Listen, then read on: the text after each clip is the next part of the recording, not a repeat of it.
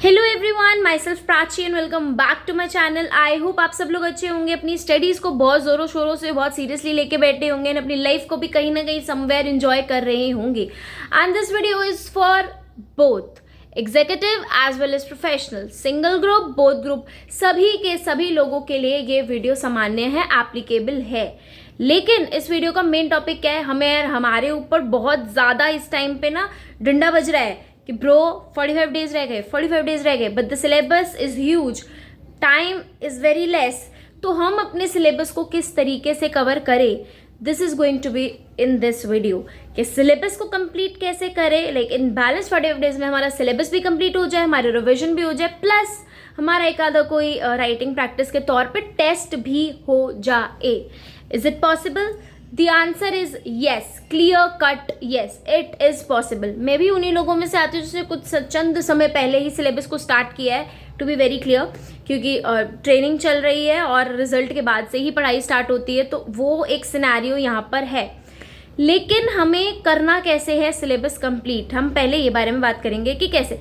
जिन भी लोगों के 2 या 3 सब्जेक्ट्स अभी बहुत लैक कर रहे हैं, देखो सिंगल ग्रुप वाले होंगे तो वो तो आराम से इसको देख सकते हैं, बट अगर बोथ ग्रुप वाले लोग हैं ना, तो मैं उनसे ये एक्सपेक्ट कर रही हूँ कि अगर आप बोथ ग्रुप्स दे रहे हो तो आपके कम से कम 7 में से 5 सब्जेक्ट्स तो अच्छे से हो चुके होंगे। लाइक 5 सब्जेक्ट्स में आपकी ग्रिप अच्छी होगी, 1 या 2 सब्जेक्ट्स से होंगे जिसमें आप थोड़ा बहुत लैक कर रहे होंगे, या कई लोग ऐसे होंगे जिनका सिलेबस कंप्लीट हो चुका होगा, they just need a revision road map.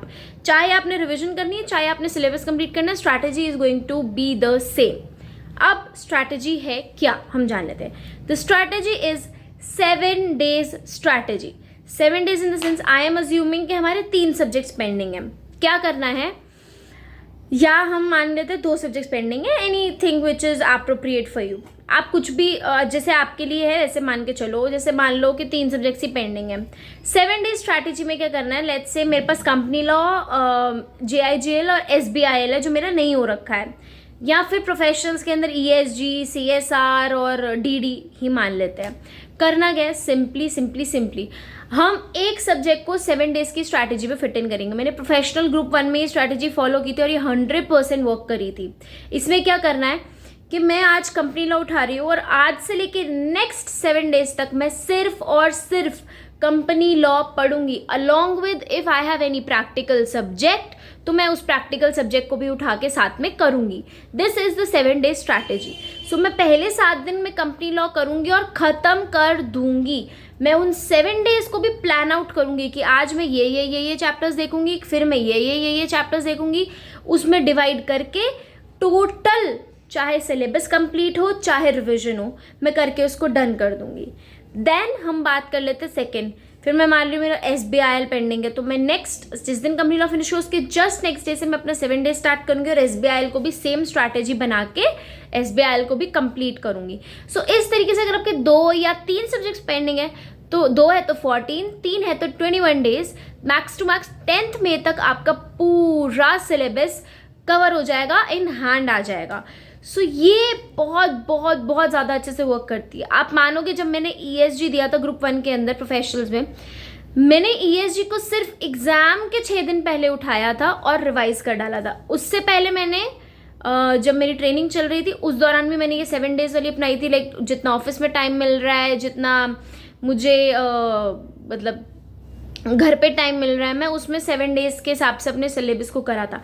सो अगर आपको एक बार वो हैबिट लग जाती है ना कॉन्स्टेंटली पढ़ने वाली, आप 7 दिन एक सब्जेक्ट पढ़ते हो तो आप उसमें इतना इन डेप्थ घुस जाते हो कि आपकी सब चीज़ें कवर हो ही जाती है। आपको चलता है जल्दी खत्म करो।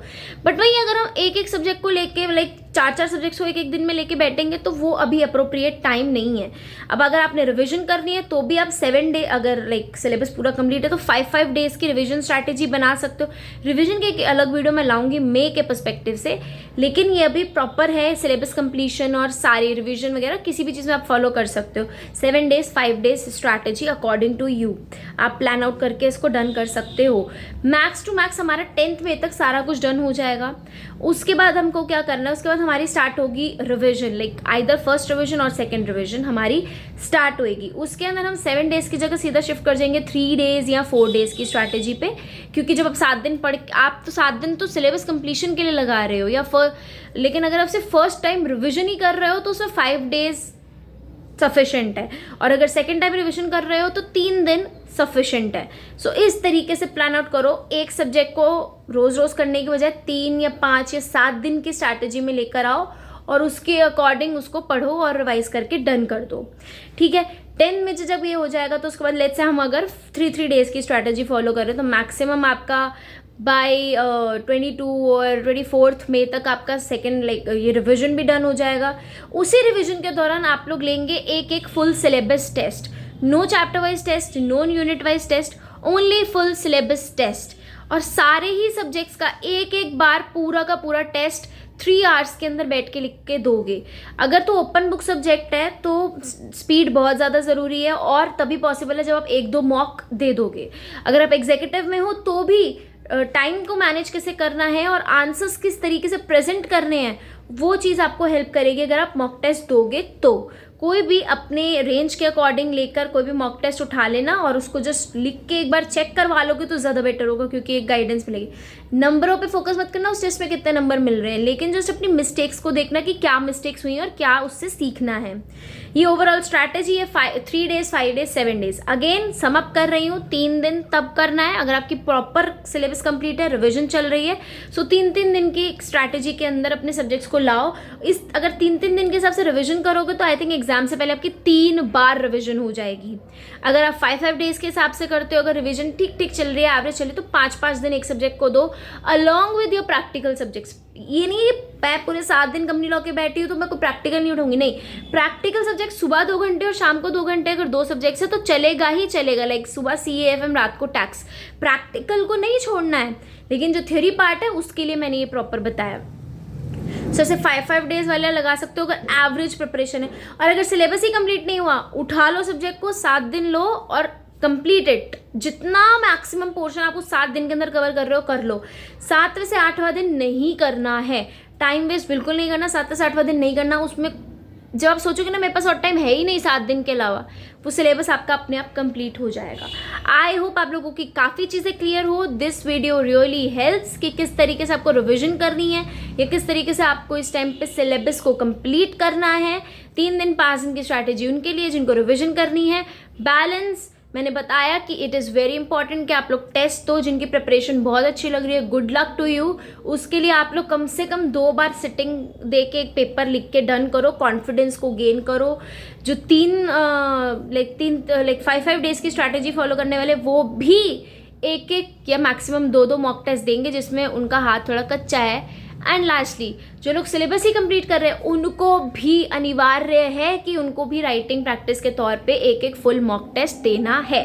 आई hope this video help. See you in the next video जिसमें प्रॉपर क्लियर कट एक बात करेंगे रिविजन स्ट्रैटेजी की प्रॉपर वाली. बट मुझे लग रहा है इसमें काफ़ी चीज़ आपकी क्लियर हो गई हैं. So just start your revision. See you in the next video. Till then take care, bye. And next video is going to be about really मैं नहीं बता रही. It's fine. बाय.